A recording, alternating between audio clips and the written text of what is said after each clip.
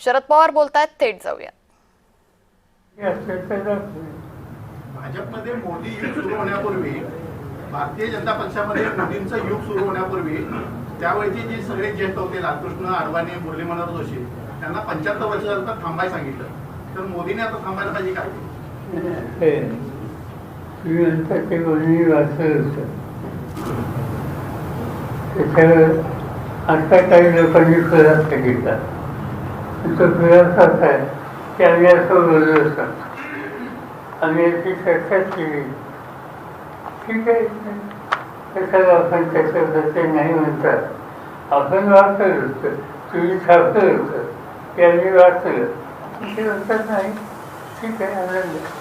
एकीकडे सरकार विकास कामासाठी निधी नसल्याचं सांगते आणि दुसरीकडे जाहिरातीवर कोट्यावधी रुपये खर्च करते.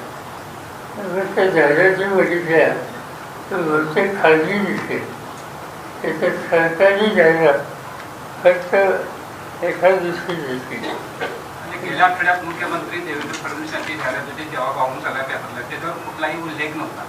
कुणाची सरकारी जाहिरात होती की खाजगी होती कळत नव्हतं.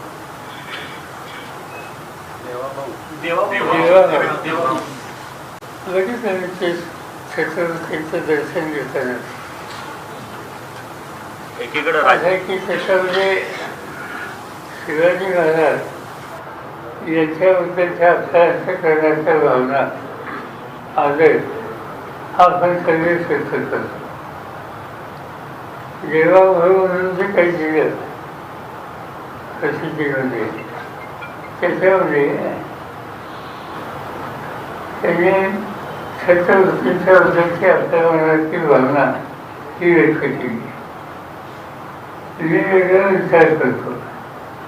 छत्रपतींचे आशीर्वाद त्यांना हवे तो मागण्याचा अधिकार आहे. पण आज महाराष्ट्रामध्ये अनेक ठिकाणी अतिवृष्टी झाली. शेतीचं नुकसान झालं, शेतकरी सतत आहेत. अनेक ठिकाणी जमिनी वाहून गेल्या, सोयाबीनची काही पिकं ही उद्ध्वस्त झाली. अशा वेळेला शिवछत्रपतींनी त्यांच्याकडे राज्य होतं तेव्हा काय केलं?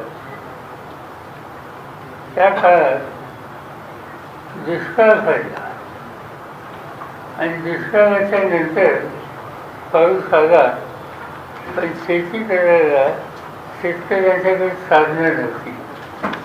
नांगरट करायची होती, त्या नांगराला फार नव्हता. शिवाजी महाराजांनी आपल्या जे काय असेल संपत्ती त्यातनं सोनं बाहेर काढलं, सोन्याचा फार केला आणि संदेश हा दिला की शेतकऱ्याची जमीन नांगरटीची शिवाय राहता कामा नये. त्या नांगरटीला फार असेल तर सोन्याचा सुद्धा फार आम्ही या ठिकाणी होतो. तात्पर्य हे आहे की या सगळ्याकडं बघण्याचा दृष्टिकोन शिवाजी महाराजांचा काय होता हा त्यातनं स्पष्ट होते.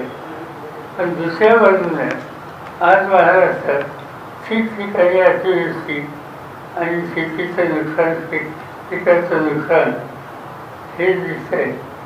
लोक असतात पंचनामे कधी करतात, प्रत्यक्ष मदत कधी पोहोचते, या सगळ्याकडे आशेने शेतकरी पाहतोय.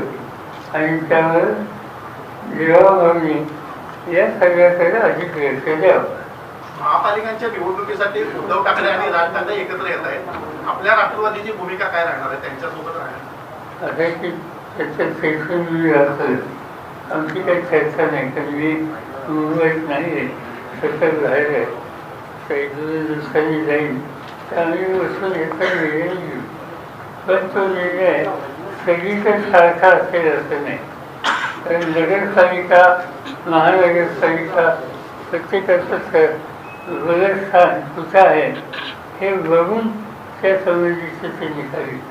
त्याच्या आम्ही लोकसभेला ते विधानसभेला एकत्र गेलो तसं इथं सगळीकडे जाऊ, काही ठिकाणी जाऊ, सगळीकडे जाऊ असं आज सांगता येत नाही. महाविकास आघाडीवरती याचा काही परिणाम दिसतोय या दोघांच्या एकत्र येण्याचा? नाही माहिती नाही असं आहे.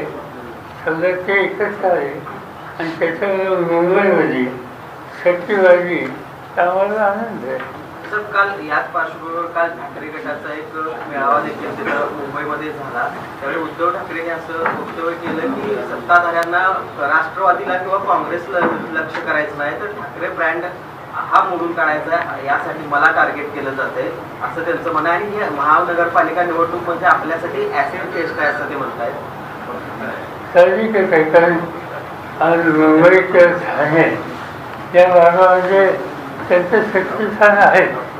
त्याच्याकडे अनेक वर्ष महानगरपालिकेची सत्ता होती आणि त्यामुळे त्यांनी त्याची अपेक्षा केली तर त्याच्यामध्ये काही चुकीचं नाही.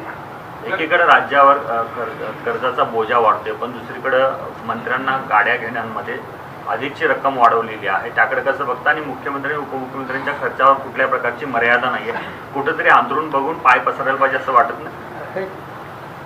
किती गाड्या घेणार 8-10 भागात आणि त्याच्यात जी काही लिमिट दिली ती लिमिट फार काही आहे असं नाही. त्याच्यामुळे त्याच्या खोल्यात जावं असं वाटत नाही. सर